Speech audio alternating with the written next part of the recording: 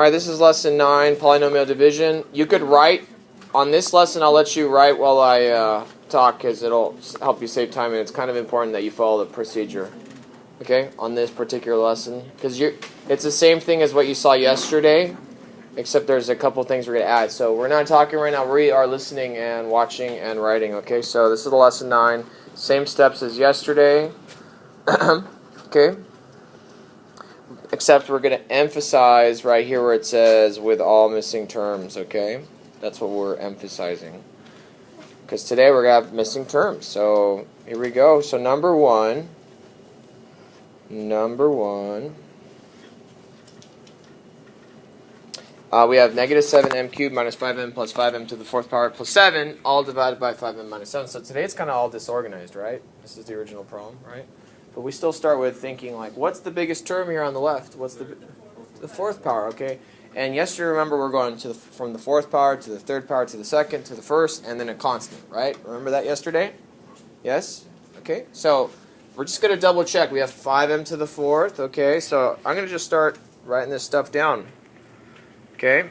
And then looking for m to the 3rd, we have negative 7m to the 3rd, okay? And then m squared. Do we have any m squareds up there? No, okay. So what do I do? No? 0m squared. We're just going to add 0m squared, right? Does this change my problem at all? No, it doesn't, right? If I add 0 of anything to this problem, does it change it? No. Just like I would say, like, you're all going to get $0 bills from me today. Yay! It doesn't change anything, right? It just is what it is, okay? Not quite. Okay, so and then we got m to the 1st and then plus 7, all right? And then we divide. And the division, or the divisor of 5m minus 7 is also in descending order. So, and today you'll notice there's 5m, right? Yesterday was just m, or x, right? Today we have a coefficient of 5, which is actually makes things a little easier, I think, because you can just multiply by a bigger number or a smaller number. Okay, anyways, so the first thing we ask ourselves, 5m times what is 5m to the 4th? It's just m to the 3rd, right? Then we got m to the 3rd times 5m is 5m to the 4th, okay? And then we got m to the 3rd times negative 7 is negative 7m to the 3rd. Which, if you look at it at this point, it's the same terms as in the original dividend, okay? So I'm going to subtract these, and the first terms cancel out, and so do the second ones. But here's the next thing you have to do. Make sure you keep that place marker, though. We get 0m cubed as our final remainder on this first one. Okay? We don't want to just assume that we don't write anything. We still write something down. Bring down the next term. Now, what do you notice about the next term? It's still 0, right? So what do I multiply 5? Yeah, what's cracking? 0 cubed and 0 squared. Yep. Because 5m to the 4th minus 5m to the 4th, they cancel out, right? Negative 7m cubed minus negative 7m cubed is? What's negative 7 minus negative 7? 0. M cubed. That's how I got that. And then I brought down the m squared here. Does that make sense? Okay, so continuing here. What do I multiply 5 with to get 0?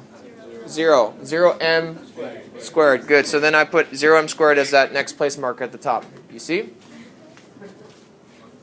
Then I multiply down. And you might say this is redundant, meaning this makes no sense. Why do you do that again? You always want to make sure you have a place marker because you need to make sure that we don't skip any terms that might show up. Okay, continuing. Subtracting, and we get 0m squared, bringing down the next term, negative 5m, okay? What do you multiply 5m again with to get 0m squared? 0m. So I'm still bringing down 0m, and then multiplying down, and this is almost a redundant step again, except our remainder this time will be negative 5m, okay? And I'm bringing down positive 7, okay? What do I multiply 5m with to get negative 5m? Negative what? Negative 1, good. So I multiplied down, I get negative 5m, and then negative 7 times negative 1 is positive 7. And if I were to subtract this, I get a remainder of 0, and we're all done, right? There's nothing else to do. So now, I know that some of you love to leave the answer like this. Raise your hand if you just left the answer up here last night's homework. Yeah? You always have to rewrite it. So you see how there are place markers here? Are we going to leave the zeros in our answer? No, that's when it's redundant. We don't want it there. So we're going to rewrite it like so. M cubed minus 1 is your answer. Okay? Does that make sense? Okay? So make sure you copy that down. Here we go. Number 1 I'm going to take off the board because it took a lot of that space. Okay? Ready? Number 2. Okay, number 2. Let me start over. Oh, that's too much. Okay, number 2. Oh, what in the world? Sorry. Isn't that cool? Okay. So, number 2, same thing. I'm asking myself, what's the biggest term? What's the biggest exponent? It's to the 4th power. So, we got 35n to the 4th plus 42n cubed. And then, are there any n squareds up here? So, again, you have to put a place marker down. And then... If it's an undone question, but I was also going to ask if you're always going to assume that these 0 No, you could put minus 0. It still doesn't change anything. Okay. It's always good to do plus 0. I think we've grown up using positives all through elementary school, and then in middle school you learned about negative numbers. So it's kind of like, I think we're more ingrained to learn about work with positive numbers. But yeah, you could do minus 0. That's not a dumb question. So, okay. Then we got 10n plus 12, okay? And then we have 5n plus 6 is on the outside. And then we ask ourselves 5n times what is 35n to the 4th? It's going to be 7n to the 3rd, okay?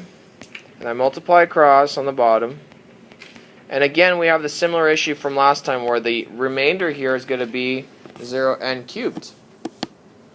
Okay? So if I continue, I bring down the next term, it's 0n squared. So now I'm going to have to go through a step where it's a place marker, right? And I have to do that again where I have another place marker. Until finally I subtract and I get 10n, okay? Bring down to 12.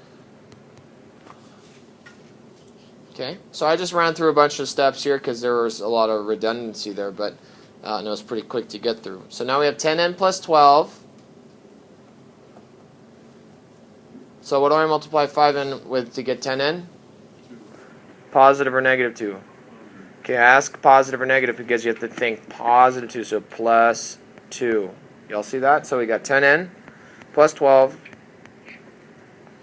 Subtract this amount, we get a remainder of 0. Okay, so on this example, we write our answer 7n cubed plus 2, and then we box it, okay?